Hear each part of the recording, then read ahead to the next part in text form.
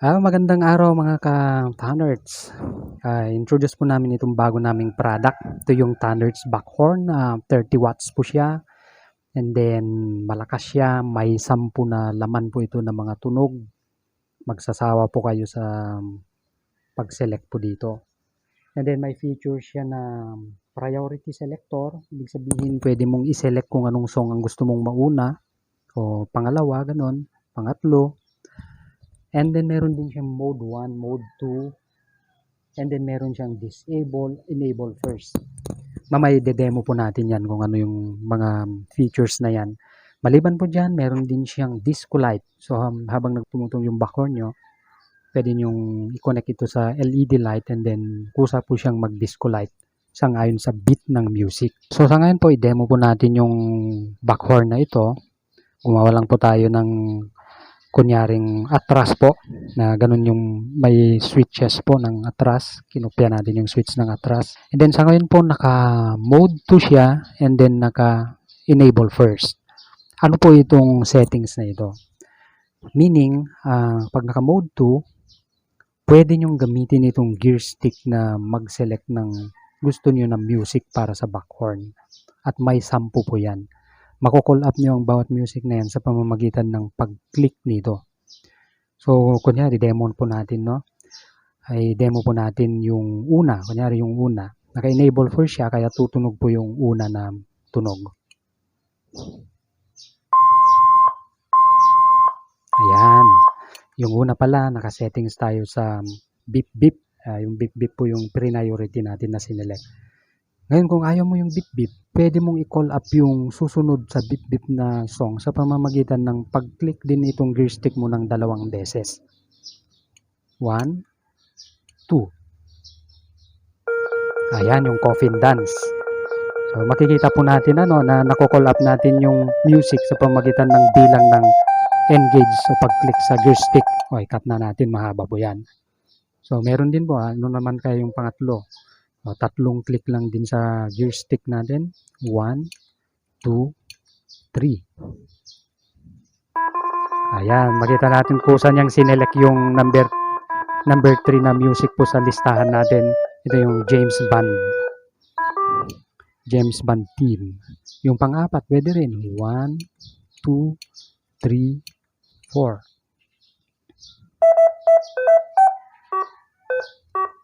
Ayan, Super Mario po. Super Mario. Subukan naman natin yung number 5. 1, 2, 3, 4, 5. Despacito pala yung number 5 natin. So, pansinin po niyan mga kaibigan, napakarami po yan na selection natin. Mas select po natin ang gusto natin na tunog sa pamamagitan ng bilang ng click nito. Hanggang 10 po yan. Pero syempre, siguro baka ayaw nyo rin mag-click ng 10 beses, pero pwede. Bakit hindi? Pwede rin kung kinakailangan po.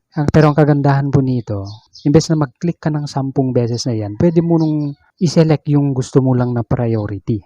Kung bagay, halimbawa gusto mo yung Despacito, dito po natin hanapin yung Despacito na yun yung priority natin. So, i-mode 1 po natin and then engage natin.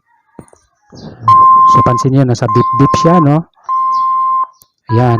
Kusa, ililipat mo lang ito, pipihit mo at kusang magbabago yan. Yan, nasa Despacito na. Meaning, yung Despacito, naging priority na siya, number 1 na yan. So, ibalik natin kunyari sa mode 2. Ayan, kapag i-click natin ito ng una, yung isa lang, dapat Despacito yan. Despacito na, di ba? Nase-select natin. So, yung number 2 naman, nagbabago na rin sanghayon sa pagkakasunod-sunod po ng music na nasa listahan natin. So, ano na kaya yung number 2 ngayon? 1, 2.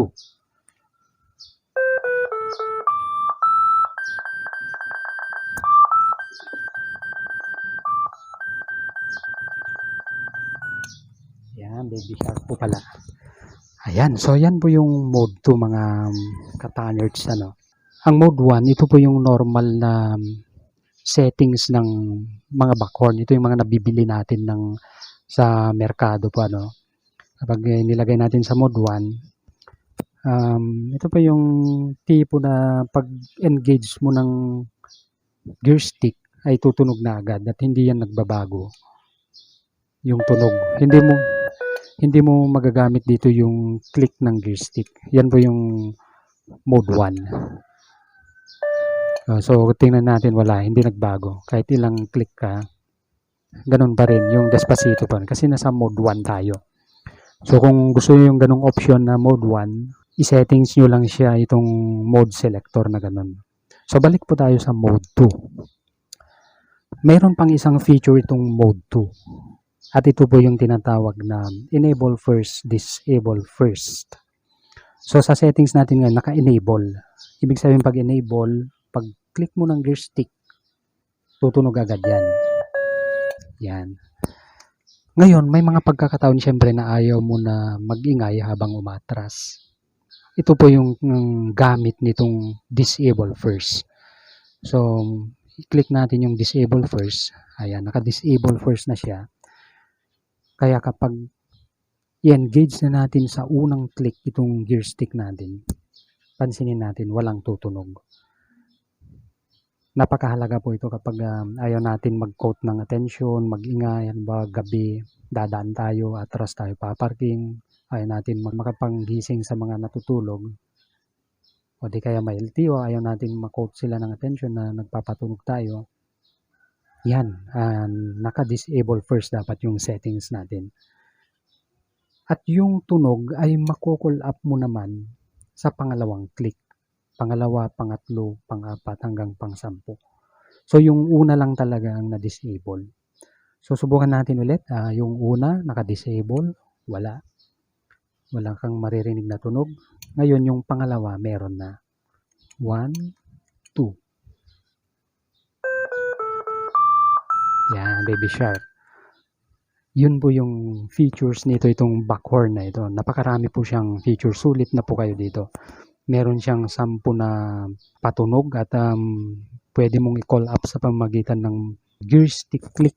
Kung pag-click lamang ng gear stick na ito. Gusto natin yung mapakinggan yung pang-siyam siguro.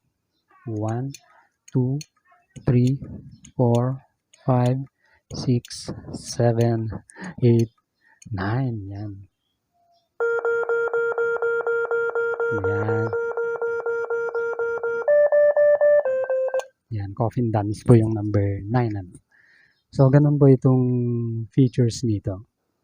Kagandahan pwede mong i-call up yung song sa pamamagitan ng click. Halimbawa, birthday ng asawa mo at gusto mo siyang i-surprise, i-click mo lang ito kunyari ng 5. Siyempre, kabisado mo kung pang ilan yon yung gusto mo na pambati sa kanya. 1, 2, 3, 4, 5. Yan. Tingnan natin, no? Nakita natin na yan, siguradong matutuwa ang asawa mo o girlfriend mo. Ayun, yun po ang ating backhorn. Pag nag-avail po kayo nito, may kasama naman ito na manual sa wiring instructions. Yun lang po. Thank you.